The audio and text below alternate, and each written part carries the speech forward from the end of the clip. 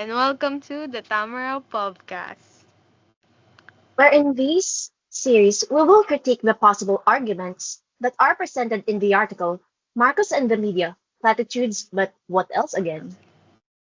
We will expound on the article's strengths, weaknesses by providing vital information that has credible resources.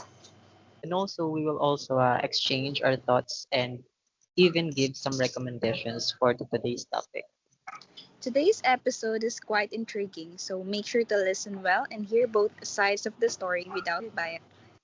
Ready your ears, raise your mind, and deepen your understanding, for we will now talk about a very controversial topic. To start, what is the gist of this article? In the article, Jello Gonzalez talks about how President Bongbong Marcos often used red statements when discussing media issues. It points out that while he talks about press freedom, he doesn't done much to address serious problems like fake news, journalist safety, or threats to press freedom. The article asks if his words will lead to real changes or just remain empty promises. With that being clear, let's move on to the arguments at hand. So, ayun, dun sa arguments natin, 'di ba? Since this is a very controversial topic and parang marami tayong nakuhang insight. Ang una kong naisip is yung argument na Marcos favors or chooses media that favors him. So, what does this mean, 'di ba? Media ownership and control. One of the key arguments is that Marcos, like many figures, has influence over the media landscape. Through ownership or alliances with organizations, Marcos can control the narrative and ensure that content is aligned with his political goals. This is particularly true in countries where media ownership is concentrated in the hands of a few individuals or corporations, often with close ties to political elites. One of these examples is yung alam niyo yung interview niya with Pastor Kibuloy. 'Di ba, parang nag-absent siya sa isang debate or something, a very important formal meeting para lang, ma-interview siya ni Kibuloy, in which si Kibuloy, eh, parang in favor kay Marcos na parang, ano yun, prino-promote siya together with Inday Sara, 'di ba? Parang it speaks volume lang na bakit mas pipiliin niya yung hindi gaano ka-credible na media platform para dun siya makipag-usap, dun siya makipag-interview, when in fact may mas mataas na media platform na pwede siyang mapuntahan, gano'n, 'di ba? So, ang ano lang, ang sketchy lang kasi a politician like him, eh syempre may history sila, 'di ba? So, since mas nafe-favor na siya ng media, ano na kaya mangyayari, 'di ba? Pero kasi when it comes to evidence din, parang may weak points din kahit papaano. Kasi lack of direct evidence that he actively controls media outlets to serve his interests. Wala naman tayong direct information or news, 'di ba? Kayo ba may alam kayong direct evidence na sinabing kinokontrol ni BBM tong media platform na 'to, gano'n? Wala, Wala. Wala. 'di ba? So, Pero may mga journalist na like super anti-Marcos. oo, isa din 'yun, parang nage-generalize yung media. So, parang bias din naman siya if titignan natin, 'di ba? Tapos it's a speculation kasi nga wala tayong ma-provide na direct evidence. Pero yung fact kasi na may ganong klaseng nangyayari is enough to make or create those kinds of speculations. And it comes to media, 'di ba? Ganun. Tapos, yung meron din sa ano, vloggers.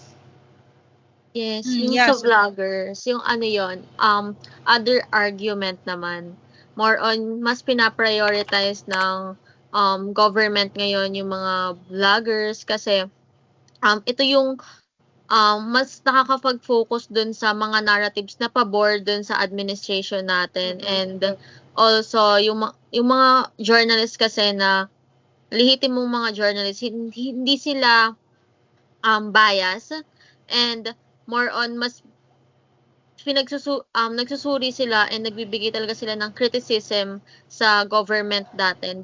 Dahil dito, nagiging mas limitado na yung transparency nga kasi nga mas vlogger na yung pinaprioritize ngayon ng government. And medyo mapanganib siya kasi kung patuloy nating bibigyan ng accreditation yung mga partisan vloggers, pwede itong mag-result ng pagdami ng mga biased content, ganyan, and also magbabawas na yung credibilidad ng media and mawawala na talaga yung trust ng publiko sa mga journalist kasi nga hindi na yung nagbabalita parang hindi na siya Oo. credible, more on content creators na Oo, lang na content na lang. minsan yung mga content creators more on fan pala neto ng ganito kaya bias talaga yung Oo. binabalita nila, ganun. Oo. Kasi meron din yun nga, yung group ng vloggers. Para sa may group sila. Tapos yung mga vloggers na yun ay pro Marcos. 'Di ba? Parang medyo vloggers themselves na content creators instead of mga journalists na, makikita mo sa news, ganun. Tapos pro Marcos pa. Parang ang lakas ng impact nun. Pero kasi naisip ko din na kaya siguro vloggers and influencers kasi yun yung patok ngayon. Yan. Oo, lalo na sa TikTok. Oo, parang mas favor sila sa ganong klaseng content na, ay, papanoorin ko tong vlogger na to kasi kilala ko to. Kaysa dun sa credible researcher na hindi naman sila familiar. Kaya siguro, yun din yung point at saka yun din yung downside. Ganon. When it So, comes to ba? media. So, pwede ba nating matawag yung mga vloggers na to na troll? Like, Oo. Possible. binabayaran sila para Oo, parang paingay. ganun. Siguro may part na ganun. Pero kasi wala tayong evidence. Yun yung mahirap. So, pero pwede. Kasi nga, ang sketchy Malacanang Palace. Tapos, puro vloggers and influencers yung magko-cover ng event. What is wrong with the media, diba? Speaking of media. Teka, so before we proceed sa part ko, sa pagkakalam ko, may not exactly law, but dapat journalist lang dapat yung may karapatang mag-question and interact sa mismong Malacanang, not Oo. particularly bloggers and influencers kasi Oo. parang nakakabastos siya in my Oo. opinion. Oo. So, regarding sa media consolidation and hyper-partisan influencers, these are what I think the people who, similar sa sinabi ni Bianca, na influencers and bloggers na biased sa administration of that certain politician. Politicians. Thank you. The expansion of media holdings by individuals and groups closely aligned with the administration, exemplified by the Romualdez clan's influence, creates potential for censorship and biased coverage. Regarding pala sa group na nabanggit ni Precious earlier, I do believe that the party's name is the UVIP, the United Vloggers and Influencer. Na actually, it's just a fan club. Oo, kasi nga parang pro Marcos silang lahat doon. And ayun, parang may pa-team building pa sila. So, where's the parang seminars? Where are the workshops that builds actual content na may may substance yung ginagawa, hindi yung pag-outing and team building. Edi, like may pa certificate na nag-participate sa ganitong event. Yeah. Tapos, Edi parang,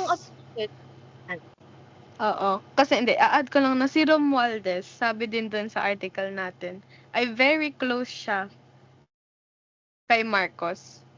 Knowing Romualdez na ang laki ng scope niya. The Romualdez clan also owns the Manila Standard and Journal newspapers. Tapos the fact na ka-close niya si Marcos, parang sketchy siya. Tapos yun dun sa vloggers, under review pa lang naman siya. Yung batas na yun, ata, oo, yung Okay. parang pinapayagan niya Yes. na mag-vlog. Pero kasi yung fact na under review siya, pinag-iisipan nila, Isipan. di ba? Oo. Iisipan pa. Okay, so So, since nabanggit mo na rin yan, Mika, so another argument dito is yung killing of journalists. Yung continuously killing of journalists is still unresolved, and there's Mm-mm. no meaningful steps have been taken to put an end to the impunity of the Marcos regime. So yung continued violent acts against the journalists, including yung unsolved killings like sina Percy Lapid and Ray Blanco, it hint at the failure of the state to protect press freedom and the life of its workers. So the continued impunity will be an inheritance of the inability of yung administration to bring perpetrators to justice. So if for true progress in the press freedom, some essential steps need to be taken toward ensuring accountability for the crimes committed against the journalist. Oo, yung sa crimes. Actually, meron pang isa si Crescenciano Aldovino on May 2023 naman. Tapos, yung sa accountability, like, totoo naman na parang dapat ma-held accountable kung sino man gumawa nun. Pero, the fact na wala tayong ulit evidence na pinapatay sila ni Marcos, ganito, ganyan. Pero kasi, sa time ni Marcos nangyari. Sa time ni Marcos din maraming mga anti-fake news campaign, yung sa Oxford na, pa lang, kung narinig na natin yun, mga ganun. Kaya parang, ang, ang hirap para sa mga journalists nating namatay na hindi sila makakamit ng ganitong klaseng justice pa as of now. Kaya nagpapatuloy pa rin yung red tagging lalo na pag hindi favor yung nakaaangat sa sinasabi nila. Ganun. Naman dun sa false narratives, double standards of anti-false campaign.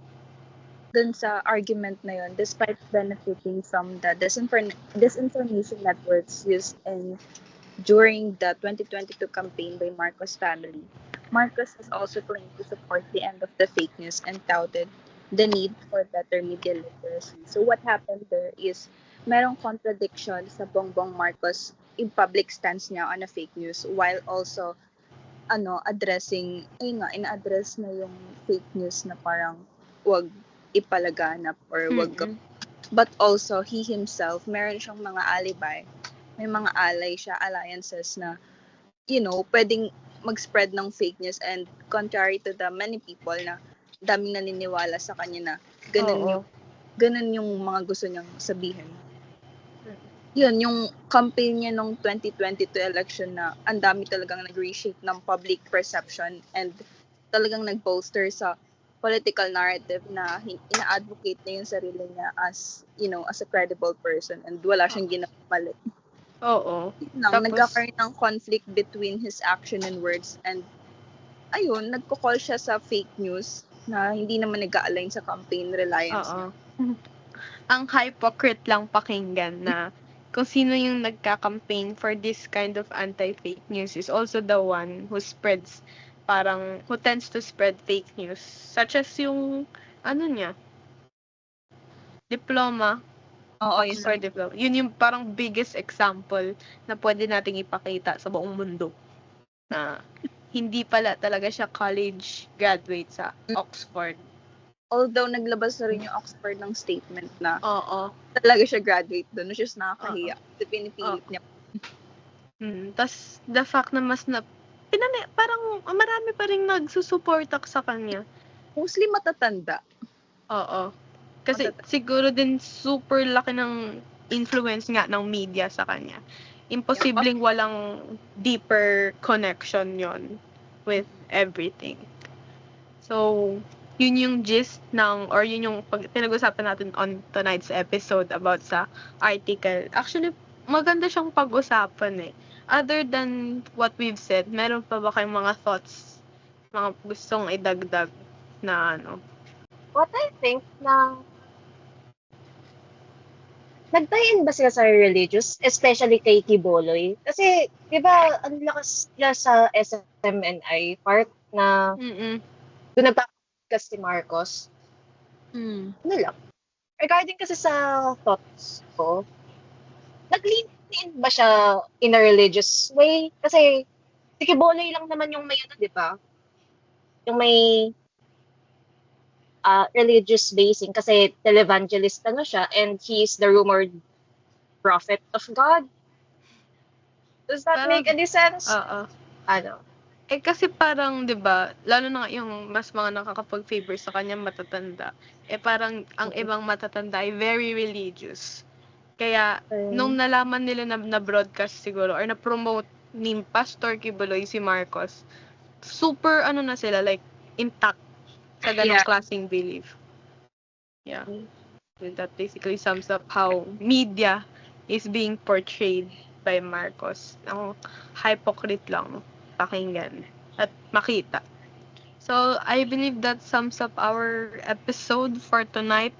Thank you so much, everyone, and see you next time. Bye-bye. Bye-bye. Right? Thank you. Bye-bye. Thank you, guys.